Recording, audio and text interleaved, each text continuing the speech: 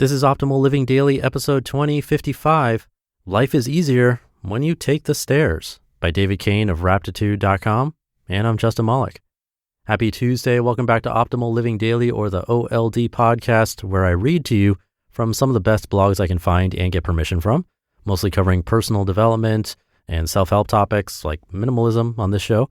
We cover a bunch of other topics in the Optimal Living Daily podcast network. That includes a bunch of other shows. Definitely subscribe to those if you like this one. You can search for Optimal Living Daily to find all of those. And for now, let's get right to it and start optimizing your life. Life is easier when you take the stairs by Cain of Raptitude.com. CTV News did a segment with a Canadian doctor named Mike Evans, who started a Twitter campaign to encourage people to take the stairs, park farther away, sit less, and walk more. There's nothing groundbreaking about this advice. Telling people to be more active is about as new to us as the automobile. But the way he put it, make your day harder, is different from the usual message because it hints that there's something about difficulty itself that should attract us. What he didn't quite say is that making your day harder in these ways won't just make your life better, but easier. We all know it's better to eat quinoa salad than hamburgers and to take the stairs instead of the elevator, but that doesn't necessarily convince us to change. Better, in the exercise and whole grains sense, has always been an offer, but this better life often seems harder than the one we already have. And the last thing we want is to make life harder. I think what most of us really want is an easier life, not necessarily a more wholesome one. We want less trouble and more enjoyment. Probably more so than we want achievement and virtue. But what we often overlook is that embracing difficulty in certain places nets us a lot more ease than our usual easy ways. Putting in 3 hours a week at the gym is easier than being out of shape 24 hours a day. Studying is easier than sitting in an exam room not having studied. Doing a good job at work is easier than wondering when they'll finally fire you.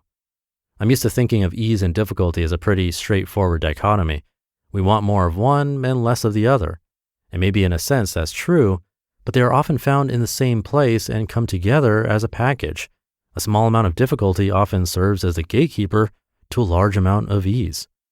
We end up with needlessly difficult lives because we have trouble recognizing ease when it's hidden behind difficulty. It's hard to see, for example, in that difficult moment when you're about to walk into a gym for the first time, they were taking the path of greater ease. If you get yourself through that short, difficult experience, your life quickly begins to lose a lot of difficulty. Beyond the gate, your health situation is easier, dating is easier, clothes shopping is easier, and so is virtually any physically demanding task you can think of, possibly for the rest of your life.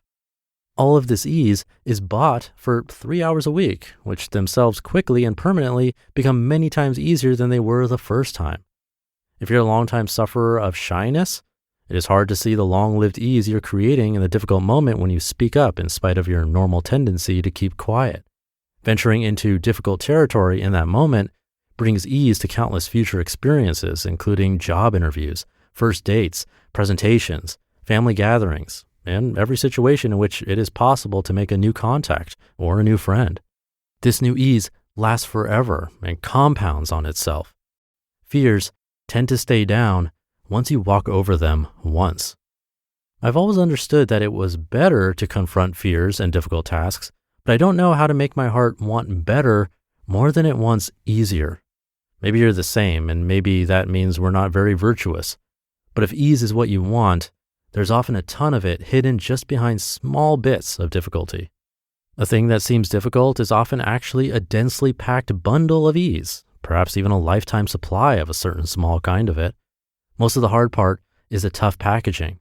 It's the first part you have to deal with, but also the first part left behind.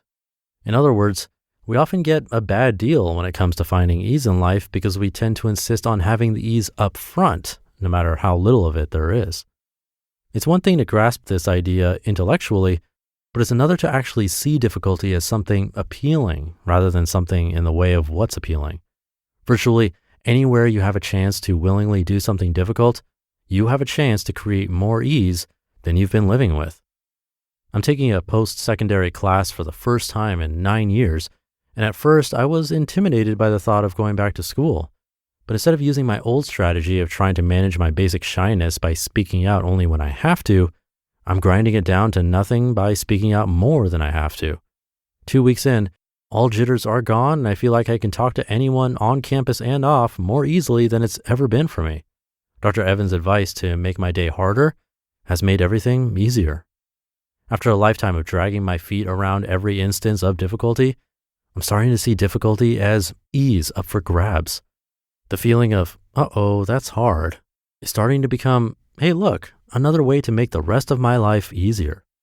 There are obviously forms of difficulty that aren't worth embracing and which might not make it easier to do anything you value. Eating sawdust will make your sawdust eating experiences easier for the rest of your days, but that alone doesn't mean it's worthwhile.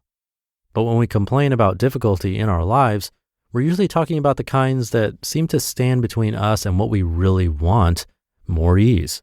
Ease when it comes to our health, our relationships, our finances, our goals, and our day-to-day routines. If things seem hard in any of these areas, maybe it's because of how little difficulty we usually volunteer ourselves for. Technology has made it easier than ever to make our lives harder by letting us bypass even the smallest instances of social and physical difficulty. Why call when you can email? Why cook when you can order in? Why walk when you can drive? This habit of taking the elevator leaves us dependent and unprepared for inescapable difficulties when they do come and cheats us out of a lot of long-term ease. Life is easier when you take the stairs. You just listened to the post titled, Life is Easier When You Take the Stairs by David Cain of Raptitude.com. Thank you to David, another one worth pondering. Have a great rest of your day and start to your week, and I'll be back tomorrow reading to you where optimal life awaits.